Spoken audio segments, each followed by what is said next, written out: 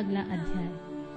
भगवान शिव के ब्रह्मा आदि पंचमूर्तियों, ईशान आदि ब्रह्म मूर्तियों तथा पृथ्वी एवं शर्व आदि अष्ट मूर्तियों का परिचय और उनकी सर्वव्यापकता का वर्णन।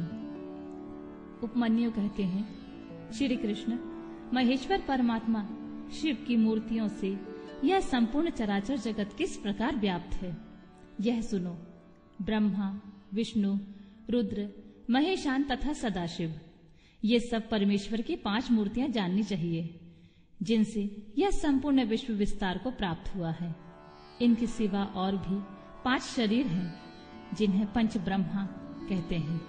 इस जगत में कोई भी ऐसी वस्तु नहीं है जो उन मूर्तियों से व्याप्त न हो। ईशान, पुरुष, अघोर, वामदेव और सद्दोजात, ये महादेव जी की विख्यात 5 ब्रह्म मूर्तियां हैं। इनमें जो ईशान नामक उनकी आदि श्रेष्ठतम मूर्ति है, वह प्रकृति के साक्षात भोक्ता क्षेत्रज्ञ को व्याप्त करके स्थित है।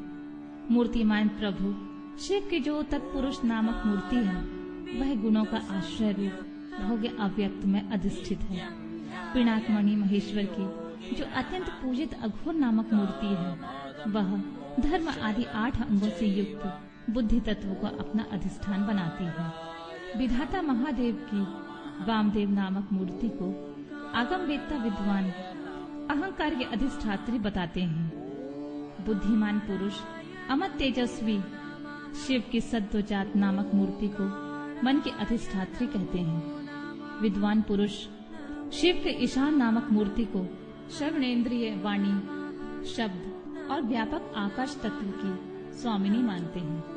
पुराणों के अर्थ ज्ञान में निपुण समस्त विद्वानों ने महेश्वर के तत्पुरुष नामक विग्रह को त्वचा, हाथ, स्पर्श और वायु तत्व का स्वामी समझा है।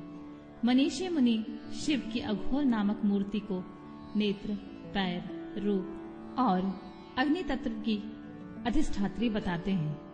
भगवान शिव के चरणों में अनुराग रखने वाले महात्मा पुरुष उनकी वामदेव नामक मूर्ति को रसना, पायु, रस और जल तत्व की स्वामिनी समझते हैं तथा सद्दोजात नामक मूर्ति को वे घ्राण इंद्रिय उपस्थ गंध और पृथ्वी तत्व की अधिष्ठात्री कहते हैं। महादेव जी की ये 5 मूर्तियां कल्याण के एकमात्र हेतु हैं। कल्याणकामी पुरुषों को इनकी सदा ही यत्न पूर्वक वंदना करनी चाहिए। उन देवादिदेव महादेव जी की जो 8 मूर्तियां हैं, तत्व रूप में यह जगत है।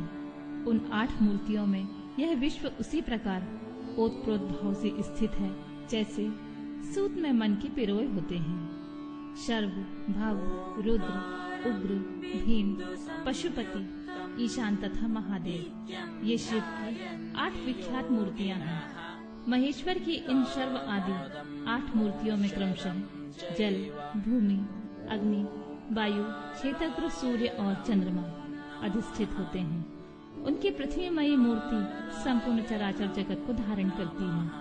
उसके अधिष्ठाता का नाम शर्व है, इसलिए वह शिव की शार्वी मूर्ति कहलाती है। यही शास्त्र का निर्णय है। उनकी जलमयी मूर्ति संपूर्ण जगत के लिए जीवनदायिनी है। जल परमात्मा भव की मूर्ति है, इसीलिए इसे भाभी कहते हैं। शिव की तेजोमयी शुभ मूर्ति विश्व के बाहर भीतर व्याप्त होकर स्थित है।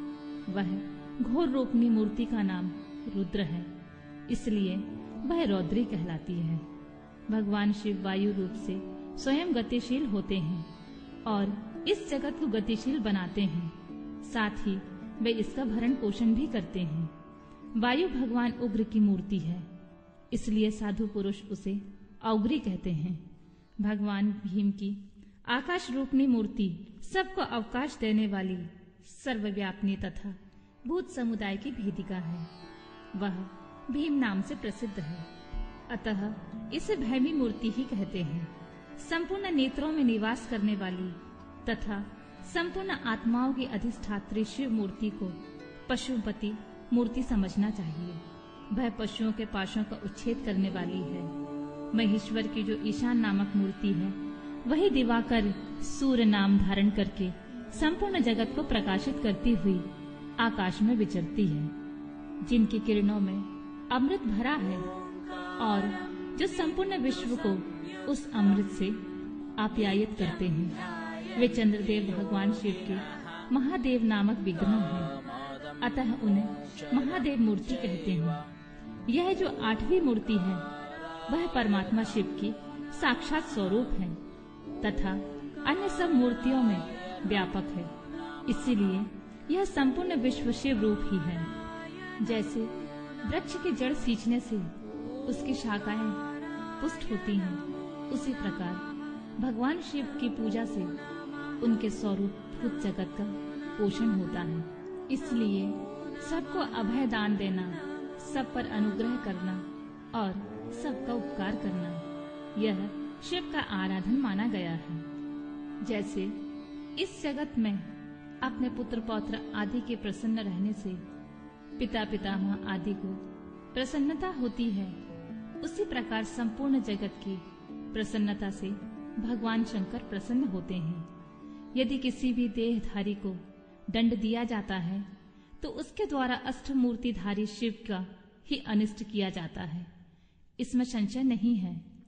8 मूर्तियों के रूप में संपूर्ण विश्व को व्याप्त करके स्थित हुए भगवान शिव का तुम सब प्रकार से भजन करो, क्योंकि रुद्रदेव सबके परम कारण हैं।